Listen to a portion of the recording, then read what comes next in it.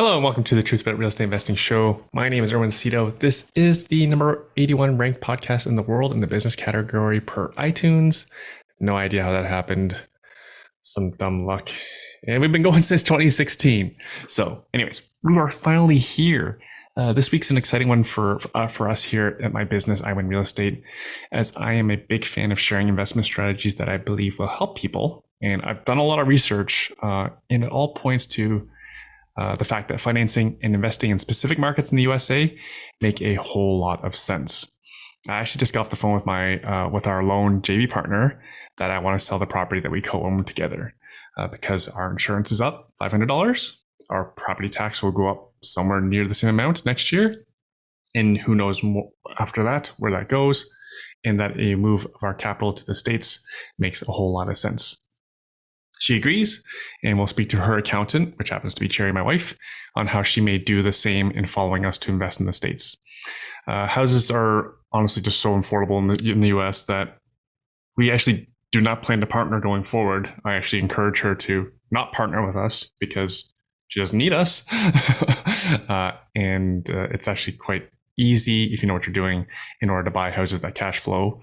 And we're talking about the $100,000 to $300,000 range. So we don't necessarily need each other in order to capitalize a $100,000 to $300,000 property. It's just that affordable.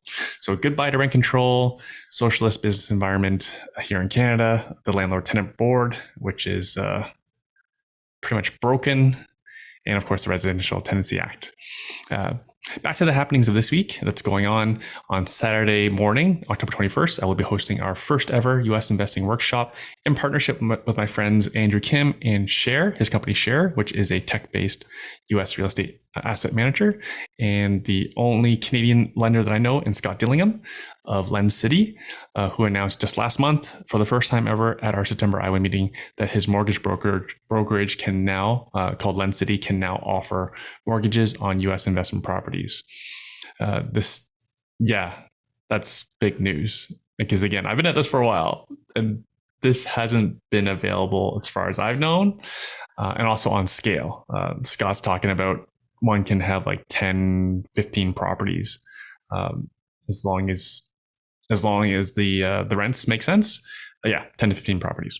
Anyways, we'll be talking more about that in detail at our US investing workshop. The stars are aligning, especially with the way things are going here in Ontario, in Canada. I know my BC friends are having not as bad issues as us in Ontario, but pretty bad still between affordability and tenant rights. All right. So for you, my 17 listeners, there's going to be more options for investment. And again, it's not under a socialist government without rent control. And I can diversify my earning income into US dollars in sunny destinations. Yes, I know. Some of you listeners are interested in Alberta investing. I know Alberta's all the rage. Calgary's a lovely city. And as my Alberta friends tell me, Alberta is the Texas of Canada. But getting mortgages for me is easier in the US, and likely for most people will be easier to get mortgages in the US than here in Canada. So why not just invest directly into the Texas of the world? No need to settle for second best. On a personal investing front, Cherry and I are starting to sell some of our portfolio here. We'll have listings going up this month and next. Specifically, these are our student rentals that we're selling in Hamilton and St. Catharines in order to take profits, pay down some debts, and raise capital for our planned investments in the US. This is the slowest fall market I can recall in my experience since being a realtor since 2010. But thankfully, our student rentals are in massive demand still. There's just so little supply. I think we've all seen the demand coming from international students, and there's gonna be rich parents out there that want a home for their kid, because I know I do the same for my kid. I'll keep you all posted in my journey, including my research findings from my visits. I'll be in Atlanta sometime soon. I don't like to give specific dates for personal security reasons, but I'll be Atlanta, Georgia, Ohio, and Texas over the next 3 months. It's a lot of work and travel. Thankfully, I'll be with my fellow real estate entrepreneur friends. So we're going to have a lot of fun on this journey, and I can't wait to love but I can't wait to learn more because I love to learn, share my findings, and help more people along their journey towards financial peace. There are tons of inflationary pressures on the way. If you don't, if you attend any of my I Win meetings, you know exactly why. Because I share my research there. Hard assets and cash flow are one's main defense against all this inflation that's coming. Hence, I'll always be on the hunt for the truth about real estate investing for my fellow Canadians and you, my loyal 17 listeners. On to this week's show. We have the lovely Lena Gurgis on the show. Her asset management company, NV Property Management, since 2005, they've grown quite a bit. They actually manage 168 units, including 32 of her own units. Her portfolio is incredibly diversified, including across the property management company, from Ottawa to way up north to like Innisfil and beyond. What's north? Simcoe County, to Hamilton and Brantford.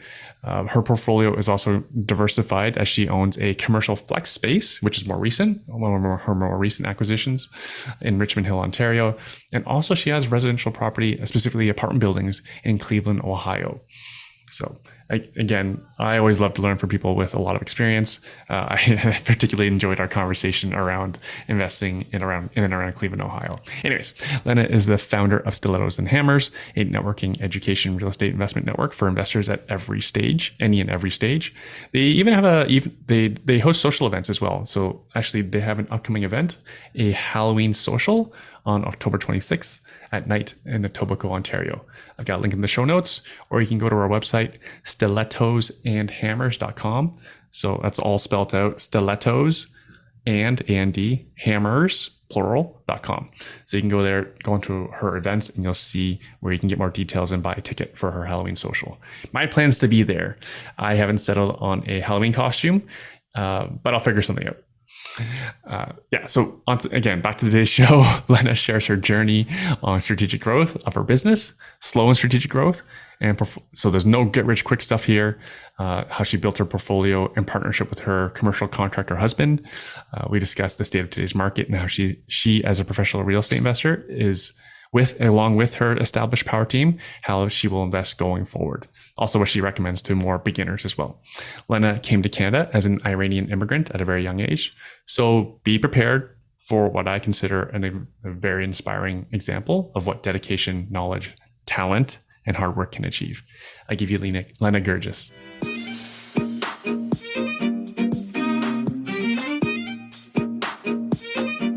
Hi, Lena. What's keeping you busy these days? Oh, geez. I don't know where to start. Property management, Stilettos and Hammers, Flex Space, Crua.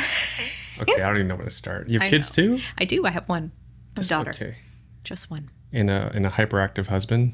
Yes. A husband who has many great ideas and likes to create things and have me keep them alive. Mm-hmm.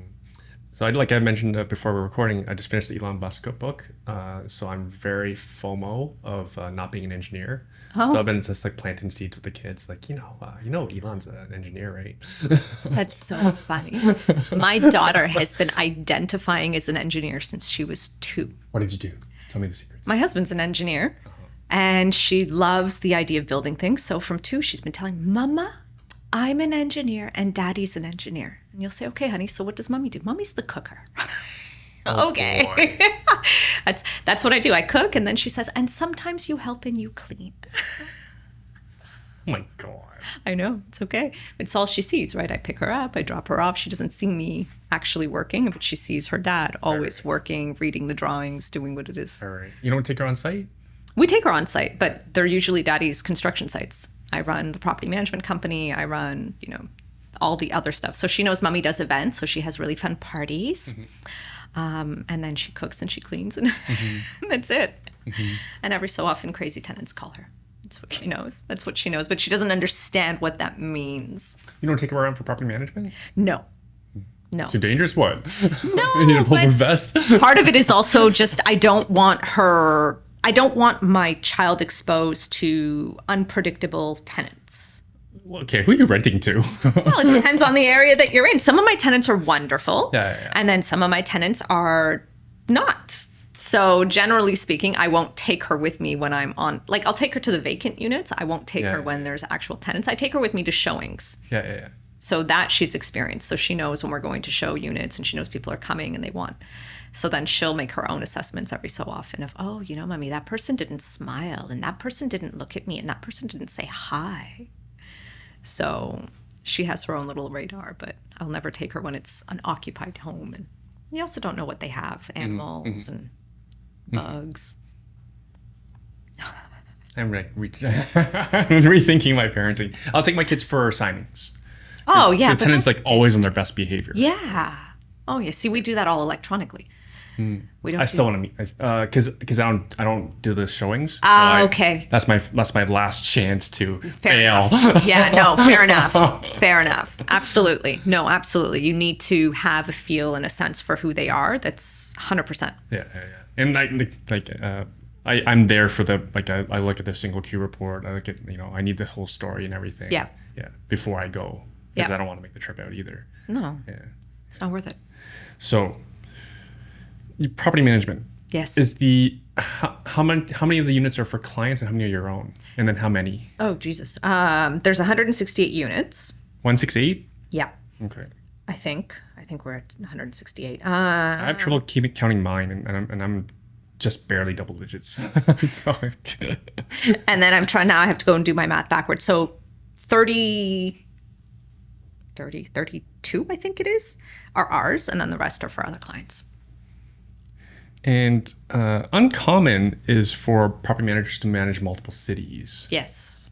Because your end to end is probably 4 hours, maybe less than that. Yeah. So I'm central. I'm in the GTA. So going out to Niagara Falls is about 2 hours. Ottawa is 4. Cornwall is 4. Barrie, depending on the traffic, will be an hour and a half from where I am. Brantford is about an hour and a half. Okay. So you have boots on ground in all these cities? Yes. So the way that we work, so we're very automated, which is why it works. So my husband he's an engineer. He's a very technical individual, and he's all about systems. So he designed systems. So everybody uses an online portal. I've got a service manager in each location, boots on ground, and he has a team of trades, handyman and whatnot. So I only deal with my service manager. I don't deal with all the little trades. And then we've got leasing agents in each of the cities. So they deal with the showings and things like that. But I do all the tenant screenings. So all the applications come into the office. So because of that, I'm only ever really dealing with 2, maybe 3 people in each location. Tenants have to submit everything through an online portal. If there isn't a work order that's been created, work doesn't get done unless it's an emergency. And then the emergency calls also are designated to the area that they're in. So when the tenants call into the line, they choose the city that they're in, and then they can, and everything kind of goes out that way. So it helps a lot. It alleviates a lot of the manual processes. And then because of that, and because everybody knows, right, my trades all know you have to submit pictures before and after. No pictures, no payment. And then the work orders, because it's all kind of logged, if you close a work order, the tenants actually will come back and say, it wasn't done or the work isn't complete, and they'll send pictures. So we always ask for tenants to submit their pictures, the trades to submit their pictures. And because of that, we end up with a lot of accountability on both sides. So we have a lot less situations where people are being dishonest. Yeah, because I do the same thing with my tenants. I'll ping them once in a while, hey, the bathroom is done. How's it look? Yeah. Right. Funny enough, how often they don't reply. It really is, unless there's a problem, right? When there's a problem, it's never ending. We have a property currently being redone, renovated. The tenants were there 8 years, I think. And the painters sent all of their pictures. And then my service manager went in last night to look at them. And he was like, are you okay with the way that they painted? I'm like, well, physically I haven't been there. Why? And he sent me 21 photos of just horrible work. And I sent them to I said, your painter's really good at taking photos. He's like, all right. And he sent them all to him, and they're back today to clean it up. So if you're not on top of it and you don't have those systems, it will be very difficult to manage. Very difficult. Because as good as systems are, they're really as good as the people, as the team. Right? Oh, I agree. Yeah. I actually just heard that was a Steve Jobs quote. His greatest achievement is not any product. It was the team that he built that delivered those products. I can completely understand that. It's very hard. It's very hard if you don't have good people. Where'd you find the good people? My God. Interestingly enough, a few of our service managers used to be our tenants many moons ago.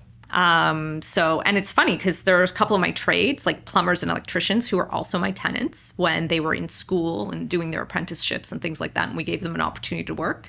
And now that they're like master electricians or, certified plumbers and they've got their own companies, they still work for us. Okay. Yeah, I've got a few tenants. So you approached them or they approached you or? So what would happen? So in the beginning, when it was just us and just our portfolio and our properties, right? Sometimes it was easier for me to just pay my tenant to go and do the work because I knew that they could. And then my tenants would outgrow their spaces or whatever else. And then they would ask if we needed any extra help, because they wanted to make an extra couple dollars here and there. And as you grow together and you realize that you work well, they understand your ways, it became kind of okay, so now let's give you another level of responsibility. Okay, are you willing to now do this? Because they're already locally there. They know the market. People know them. We trust them. It just worked out really well that way for us. This sounds like almost a strategy someone should intentionally do.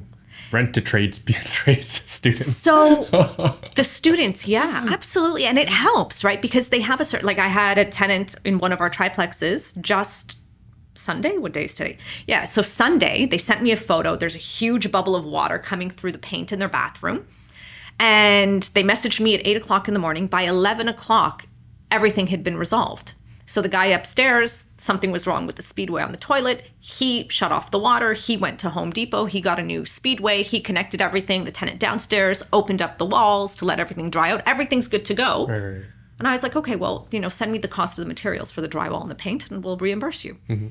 And that's it. So it helps to have people who know, because then it alleviates a lot of the phone calls. Mm-hmm. But you can't always, control that. Mm-hmm. And right now we're very fortunate. My husband runs a commercial construction company. So we have a lot of trades who apply for work there, but they're not certified. They don't have the right tickets or things like that. But we can use them in the management company. So we are able to then take them and place them in certain areas, because he does quite a bit of projects in the regions that we manage as well. Because your husband, is it because of your business, your husband's business? I imagine they go, they do large projects. So they'll generally go pretty much almost anywhere. Yeah, they do. And is that why your portfolio is like? No, my portfolio is spread out because my clients, as they were growing their portfolios. So when we were in Ottawa, Ottawa Valley, Cornwall, that's where our entire portfolio is, which is why we started out that way. And then we started managing property for other clients that were in the area. And then, 2008, Hamilton became really sexy. So I had a lot of clients who were going out to Hamilton and they would ask, do you offer service in Hamilton? And it was like, well, sure, but I need about 10 units minimum to be able to set up a team and this and that. And it grew that way. So we ended up with, clients expanding to Hamilton, to Brantford.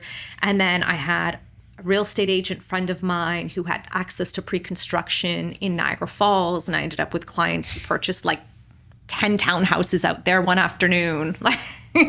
So because of this, it all we expanded with our clientele. And then once you're in the area, people get to know you and then you expand and you grow. And it's just all organic that way. Mm-hmm. It's just been fun. Loaded question. What do you think your focus is these days? Crua, Stiletto, and... So my focus, portfolio. I know. So so to be completely honest, our portfolio kind of runs on autopilot. I've got longer term tenants. I love them. Yeah. I love the fact that they're long-term tenants. Right. So nothing crazy, not crazy, but nothing more hands-on like no. Airbnb or midterm rentals. We don't cottage rentals. No. So we do short-term, but in the US. So we do have a portfolio out in Cleveland, and we do short-term out near the Cleveland Clinic. It's for traveling nurses. So the Cleveland Clinic, they have a lot of very specialized healthcare programs and whatnot in the US, right? And they're one of the best. Yeah, I think they're the biggest name. They are.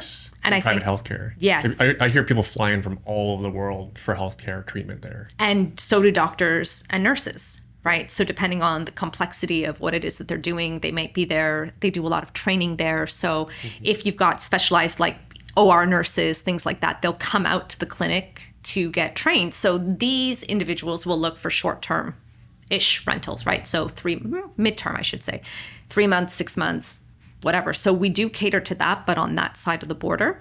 not over here. That's the only thing you're doing in stateside? No, stateside we flip, we buy multifamily, and we also have single family long-term rentals. We're staying away from the single family just because the market is at a point now where it makes more sense to buy the multifamily from a cash flow perspective. And then we flip the singles because there's still quite a high yield out that way. So where are you going to grow your portfolio? Probably in the US right now. Yeah? Yeah. We probably will develop out this way. So we've got quite a few properties that we've owned for going on to like 18 years that have development potential. So we'll focus on that. Like what are they, acreages, or are you talking about like garden suites? What are you talking about? No, so we've got like, let's say triplexes on very, very large deep lots that we can tear down and put up 6-8 units. Yo, you're gonna tear it down. Yeah. Oh, yeah.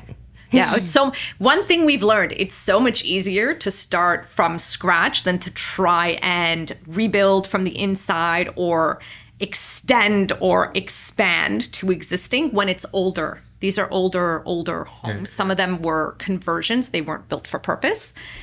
So we have a few of those opportunities. And then we've got partners with land and, commercial spaces that have developmental opportunities here in the GTA as well. So that's our focus on this side of the border. And then that side is where we're flipping and looking at multifamily. So I need to back this up because we do have many novices that listen to the show.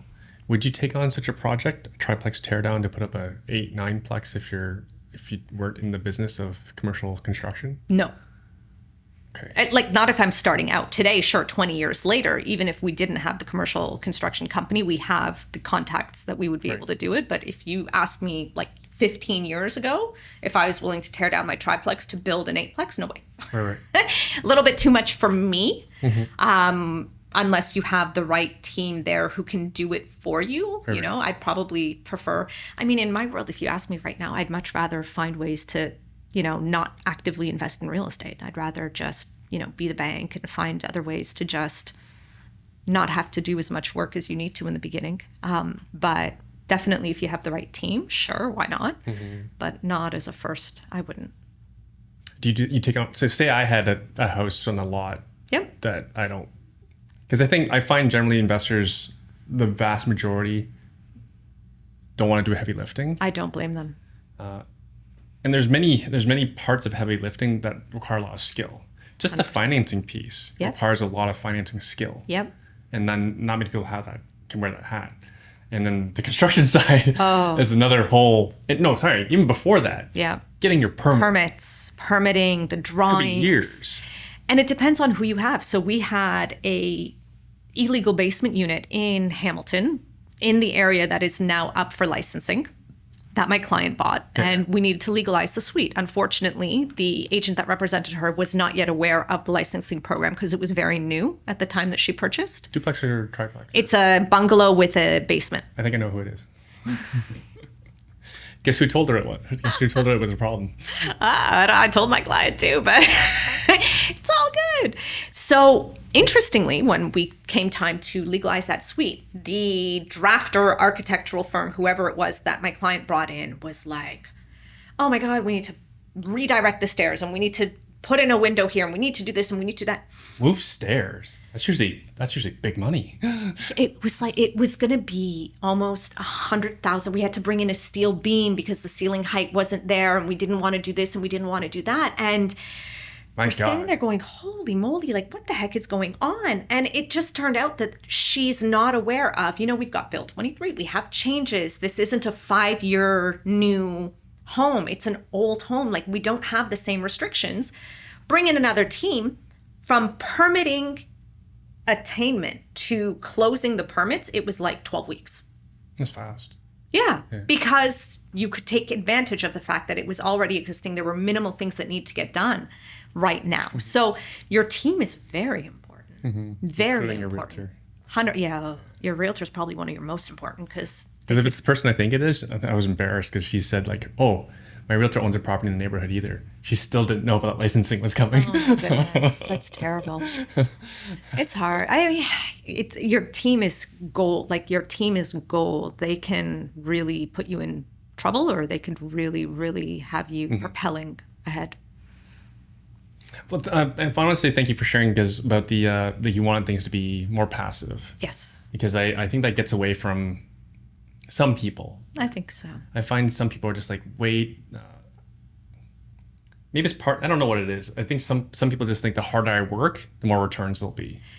And it's not as sexy to say, I'm passively invested in $10 million worth versus I own a portfolio of, I think, but it's what we do. I talk about it at Stilettos and Hammers all the time. I'm like, ladies, the goal, the end game is to be the bank. Buy now, but your goal when you retire is to be the bank. You want stable, predictable. You don't need fluctuation and unpredictable maintenance and unpredictable tenants. And or lose money. Yeah, it's not an easy game, right? It's not an easy game, and depending on your risk tolerance and where you are in life, I personally think that the passive route with the right people is much more beneficial. Right. So again, like all guests, no one gets their questions in advance. Who's the person who should be developing property, tearing down a house and putting up a multifamily? Who? It depends on who it is that you're dealing with. So I would say somebody who is able to manage and handle surprises with ease. Somebody who doesn't get easily stressed out, doesn't suffer from, major types of anxiety because it's unpredictable. Obviously, you're tearing down, so you get rid of a few of the unpredictable kind of aspects of it, but it's still, you don't know, right? When sometimes the inspector doesn't show up and you're waiting for an inspection before you can move over to the next phase, and like all of a sudden, boom, sorry, 2 weeks delayed. So I think that personality-wise, you need to be able to kind of go with the flow.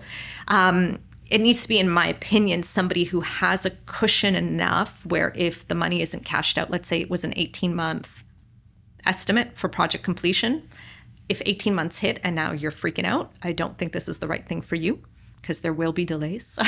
Yeah. And there will always be delays. And you'll always go over budget. Yeah. Always. It doesn't matter how good you are. There's always some sort of surprise. Right. And then you need to have a team. You need to either yourself have the technical know-how to be able to manage the team, right? Or you need to have the right people in there who can successfully complete. And if you don't, it's not worth it. Like, don't do it, because learning as you go is very, very expensive in this type of a situation. Very expensive. The term due diligence is used a lot, but I think people need to expand on it, what it define due diligence. So for example, I had a client who's looking at doing a build. It's over 30 units they're trying to build, and they got referred to builder. I said, okay, what do you know about them? How did you find them? What kind of reference checks have you done? Like, oh, I saw them speak at stage and they were referred to me. I'm like, great, what else? Yeah. Well, that's it. What else do I need to do? I said, go speak to 10 of their past clients. Yeah. Check Tarion. How many reconciliation files have gone in there? How many times have, clients had to go in and bring Tarion in just to get warranty work done? It's important. Yeah. But again, like, I think that just because you see someone speak on stage, that's not enough due diligence. No, definitely not at all. And we're in an environment right now where speaking to people and, putting yourself out there as an expert is so easy. So easy. Like, that you have to be extra diligent. You have to be. And, the last, I don't know about you, but from my view, the last maybe 5 or 6 years, it's been very easy to make money in real estate. We've been in this uptick. So anybody and their brother could buy a property and sell it a year later and make 20, 30, 40%, depending on where they were buying. So there are a lot of people who rode that wave, and they come in to be experts and to show you how to do things, but they themselves don't have these systems in play because they didn't have the same challenges to kind of get into the game, and it can become dangerous, right? The blind leading the blind. And because this market that we're in right now, like, I'm already talking, my friends of mine are already comparing this to like 1990. Wow. So almost none of us invested through it. And then people need to at least start looking back at what happened back in 1990. Yeah. Right? That was like it's not the same. It's not the same because there was massive oversupply, right? Just crazy speculation. Houses and condos are paid for by investors. No one was moving in. There wasn't enough tenant demand. Yeah. It's not like today where, like, how is tenant demand? Oh, it depends on where you are, interestingly. Tenant demand is huge. Quality of tenant is not. Yeah. So, I'll get just even on a basement apartment, I'll get maybe 30 to 40 inquiries a day. Yeah. And out of that, maybe one would actually be qualified to view the unit. Forget like going through an applicant, just to view. What city, what's the rent? So right now, as an example, I have a unit in Hamilton, right? Yeah. East Mountain. Yeah. It's a really nice part of the city. Yeah. A little bit dated. It's an older home, good quality, well maintained, but it's older. Massive lot, main floor, 3 bedrooms, single bathroom. At $24.95, tenant pays all the utilities. Right. Yeah, so pretty close to top market. Yeah. Right. Like it's not the cheapest house, but I mean what you're getting with it. Obviously, you got a huge space. You're in a really nice spot. You know, it's still very accessible, but it's like. What I'm getting from tenants is, oh, it's me and my brother and his wife and our 2 cousins, and we're all going to move in and split the rent. It's like, wow, 6 adults. Into a 3-bedroom. 6 adults, 2 children. Yeah, the basement tenant's going to love all those footfalls. Right? Yeah. So we're getting a lot of that. And I understand it. Affordability is challenging. So people, good tenants who have they need a affordable house. units. They need a house to themselves. Like good tenants with affordable units, they're not moving because what am I crazy? And then you've got people who have to leave because the landlords have to sell or whatever it is that's going on. Like even Metrolinx is buying all this property and they're trying to place tenants. And have fun with that. Oh, and it's funny because they will guide the tenants to withhold certain pieces of information or whatever. It's terrible because they need those tenants out of those properties in order to be able to continue down their path.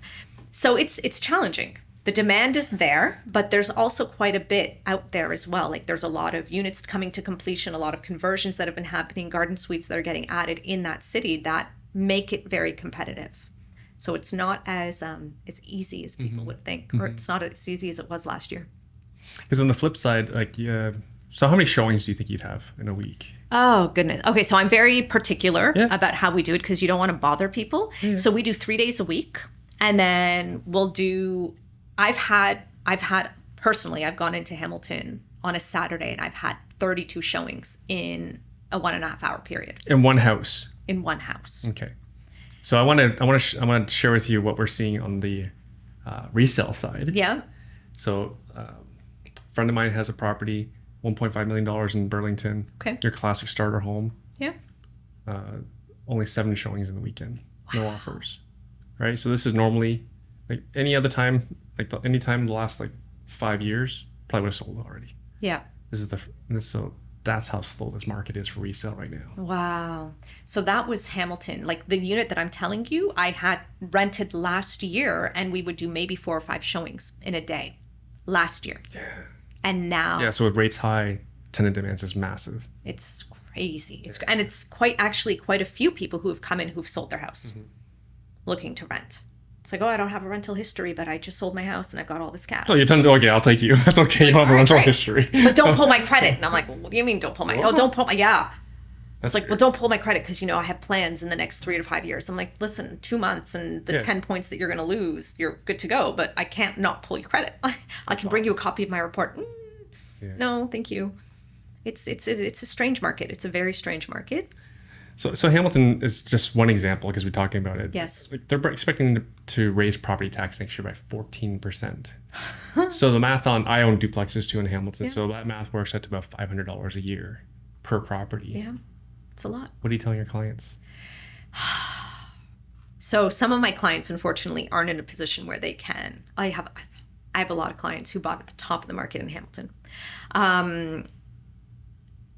There are some of them where the only thing I can tell them is you need to find your reserves because you've got to ride this wave.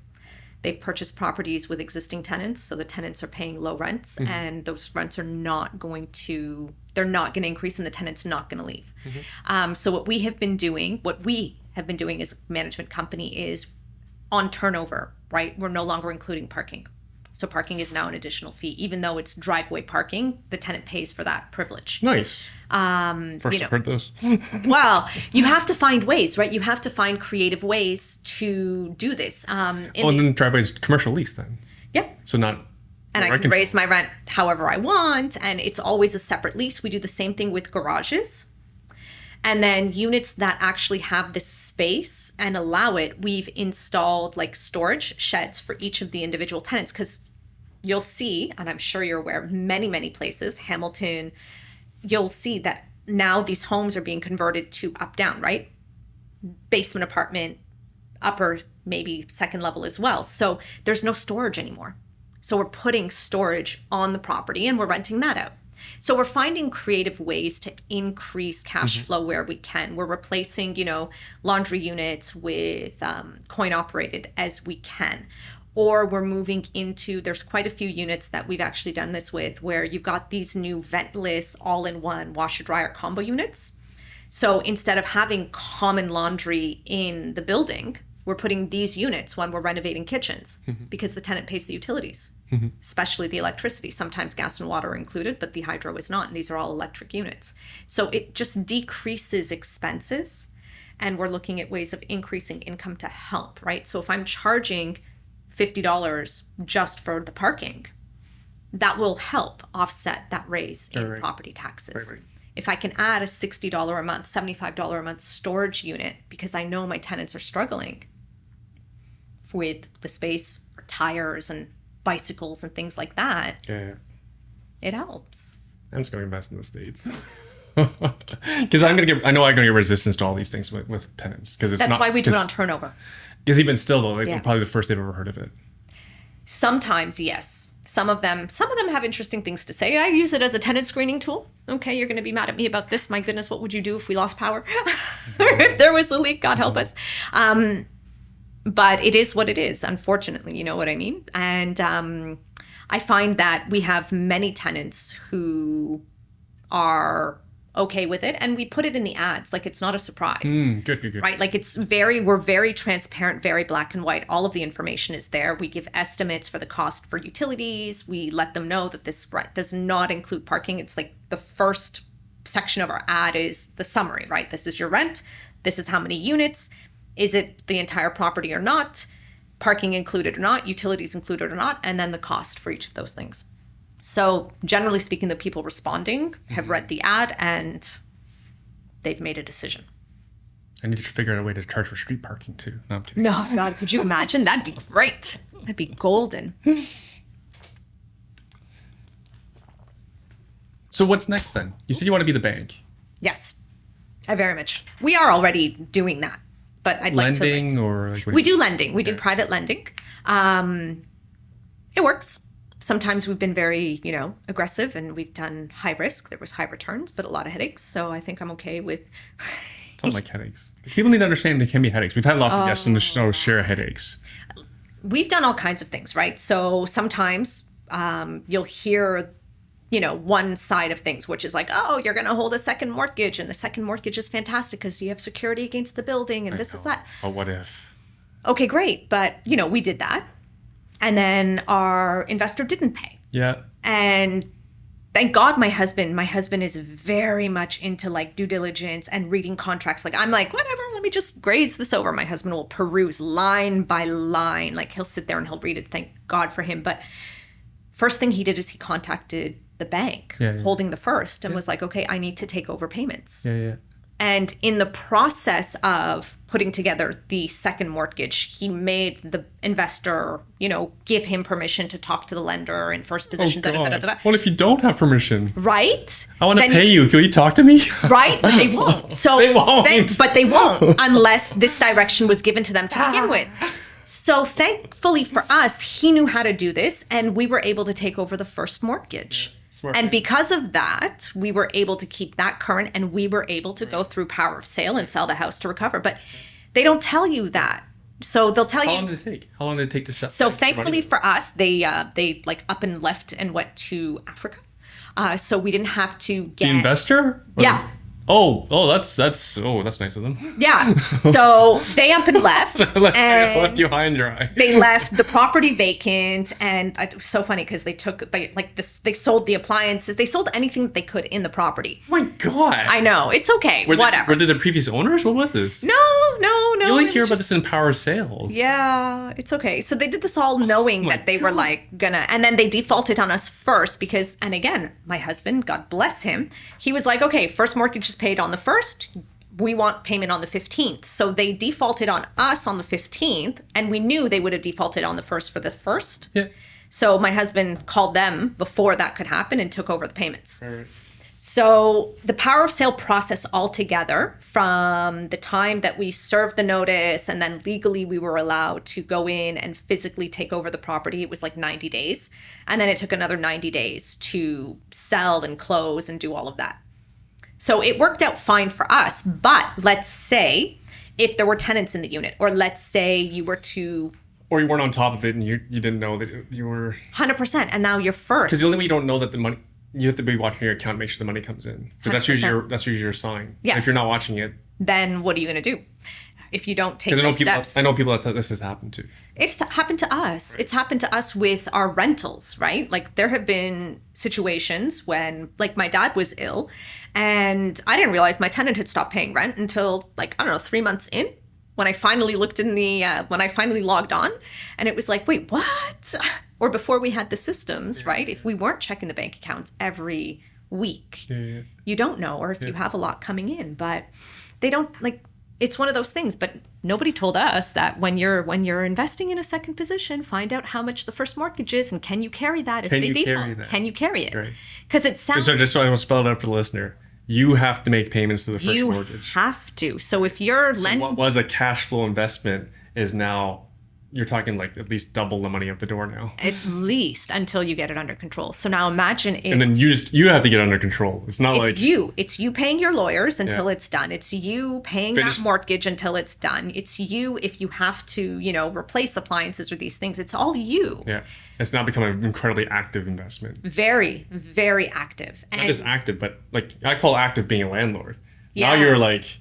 Now you're just... You're in it day to day to get this deal done in order to get your money out. Yeah. So you have to be ready and you have to have something on the side for just in case. Now, is that going to happen? You may have to become a flipper now. Yeah. You wanted to be on the beach. You did. And your interest payments. But they don't tell you, right? So it's one of those things, like you need to know. So don't go and lend $100,000 on a $10 million property with, 20% behind you, because if they default, can you hold a $6 million mortgage? Can you pay that just to recover your $100,000, right? Because you're going to have to. How big was the mortgage? Ours was minimal. It was like a $300,000 mortgage. I think our payments were like $800 a month at the time. Right. Not a big deal. Not everyone has that. For us, not a big deal. Yeah. Right? But for somebody like my mom, $800 a month will kill her. Yeah. It could wipe her out. And then there goes your savings, right? Some people do this with RSPs and things like that. So just be mindful. Because you basically exited as clean as you can. Oh, yeah. We made all Now it's still 6 months. In less than 6 months, we recovered our investment. We actually recovered the interest. You guys are professionals, though. We definitely were. We didn't start doing those things until probably 10 years into our journey. Also because we didn't have cash to do that until about 10 years in. So we're running out of time. Lena, thank you so much for doing this. Thank you. Especially on short notice. That's okay. My pleasure. What are you teaching your daughter? Because the question, hang on, let me back up.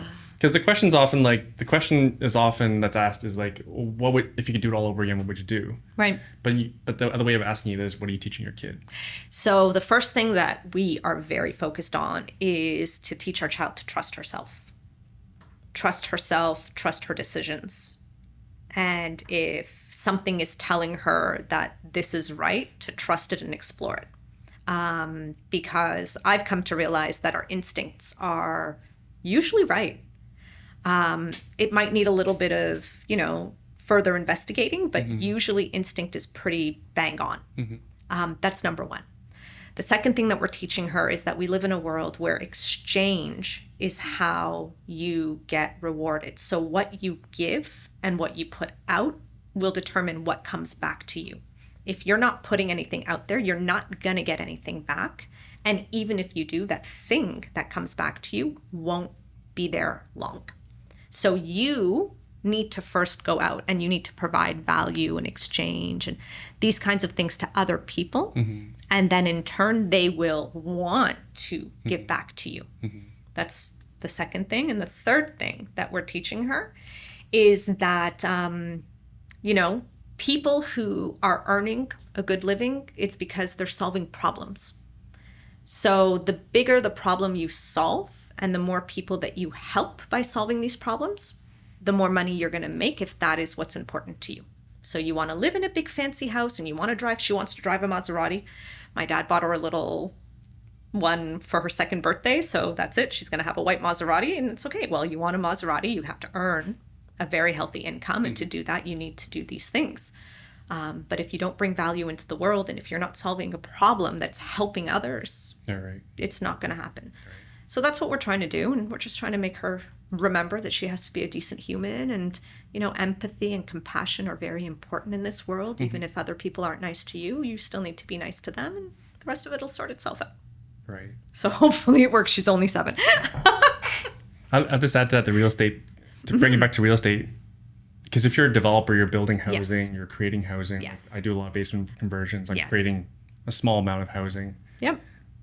I've created a lot of value. It's a big problem that you're solving. Housing is a big problem that... Not even a speck of dust in the universe. The problem is so bad. Yeah, but every house that we add in there is one person who may not have an option right now who has an option. Yeah. Right? Yeah.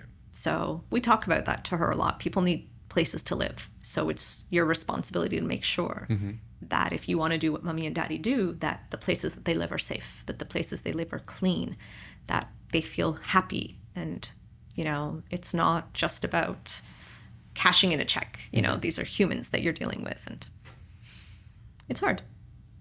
Lena, thanks again for doing this. Thank you. Thank you for having me. Thank you for watching. If you want to learn how to invest in real estate from scratch, my team teaches beginners how to use the #1 investment strategy that I personally use in a virtual free training class every month. Go to investortraining.ca/YouTube to register for our next class. The link's also in the description as well. I publish at least 2 to 3 videos a week here, so subscribe if you want to keep learning from seasoned investors like myself and my guests. And if you're just starting out, feel free to ask questions and comment below, and I do the best to answer each of those comments and questions myself. Again, if you're ready to learn the nitty-gritty about real estate investing from a professional investor, register for our next virtual class. That's at investortraining.ca/YouTube. Thanks again for watching. See you in the next video.